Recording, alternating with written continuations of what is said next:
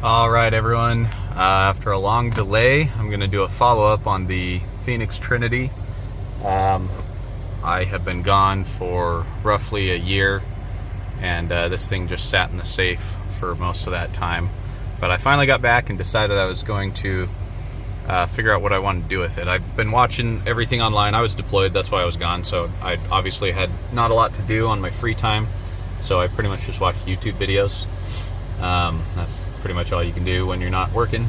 So I saw all the negative publicity that PT has gotten, and everything with the one dude being fired. I'm not going to name names in this video or whatever, but I saw all the videos from everybody, including the one from the guy that got me to buy the one in the first place and everything. And I just wanted to put my 2 cents out there, and put out my experience, which has been honestly 100% positive on this gun and customer service I've received. So me personally, I ordered this gun, I want to say almost 2 years ago now.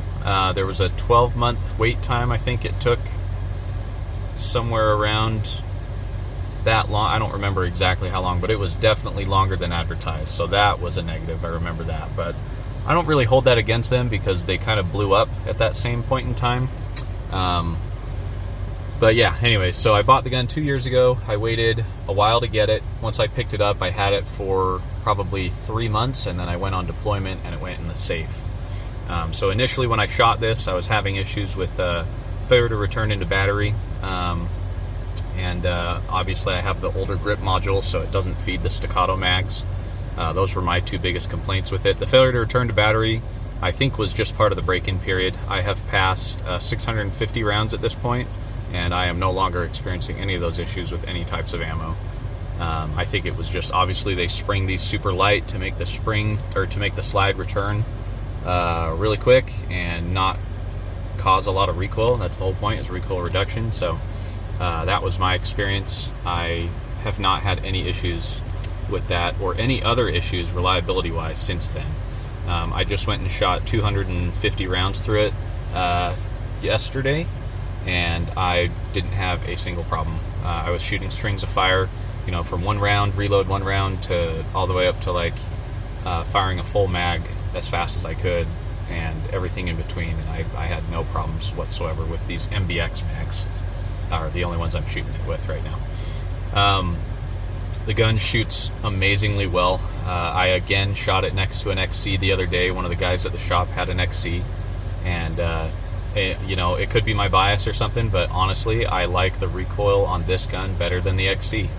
It shoots flatter and it returns back to the target quicker and with less felt recoil, side-by-side comparison. So at this point, having bought this gun and owned it for a while, I'm pretty happy with my purchase. I got the military discount and all that stuff. I also bought it before they came out with their new grip, so I paid about $1,000 less than the new ones are going for right now. And then I bought the H Duty, but it's hard to explain, I guess. I was reading over my order the other day because I couldn't remember which one I bought, the htac or the H Duty. I ordered the H Duty, but then I ordered the htac compensator and the internals that go on the Pro. So it's the upgraded trigger, the upgraded internals and all that stuff, and then the compensator. So basically, as far as I could tell, this is an htac with the Duty slide, because I preferred that slide to their kind of fancy honeycomb one. I wanted something that I could grip easier and looked a little bit more traditional. If I were to do anything to this gun at this point, I think I would switch the grip out.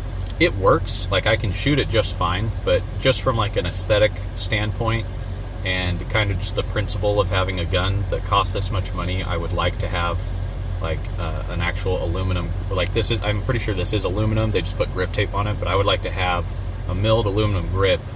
I think their Evo grip is what they're calling it. So I may send this back in to Phoenix, and they said they would upgrade that for me. I like the Cerakote. I don't think they do as good of a job as some other companies that I've seen with Cerakote, because this has not been in and out of a holster really at all, and I am noticing some wear on the slide specifically. It's holding up okay, but compared to some of the other guns I've owned that I had Cerakoted, that I think the finish was a little bit better on those. So that's my overall take. I'm happy with my purchase. Would I do it again? Absolutely. For the price I paid, I think I got a stellar pistol that I'm going to shoot for years and years and years and continue to upgrade and shoot.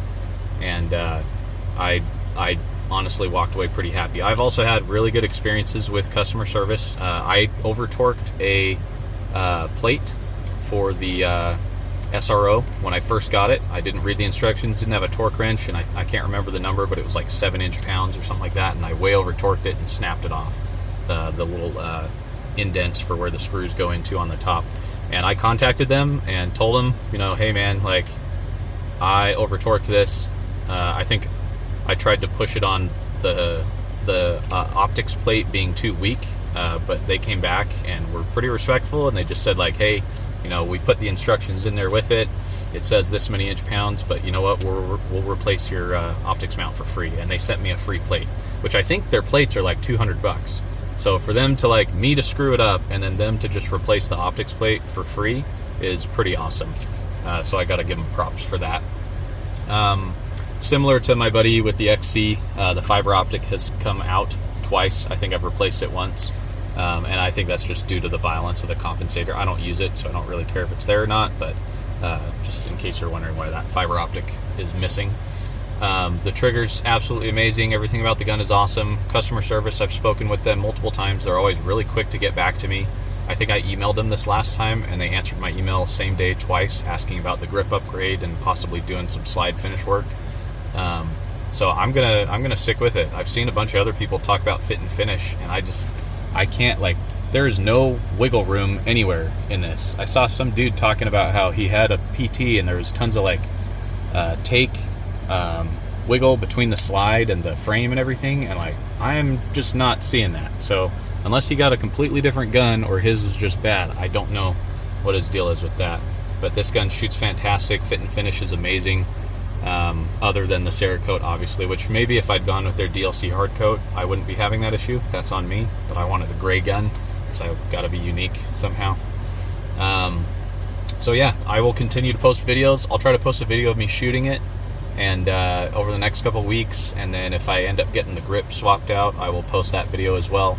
But if you're looking for a super high-end 2011 from a good company, I'm just going to put it out there and say, go check out Phoenix Trinity. My experience has been great.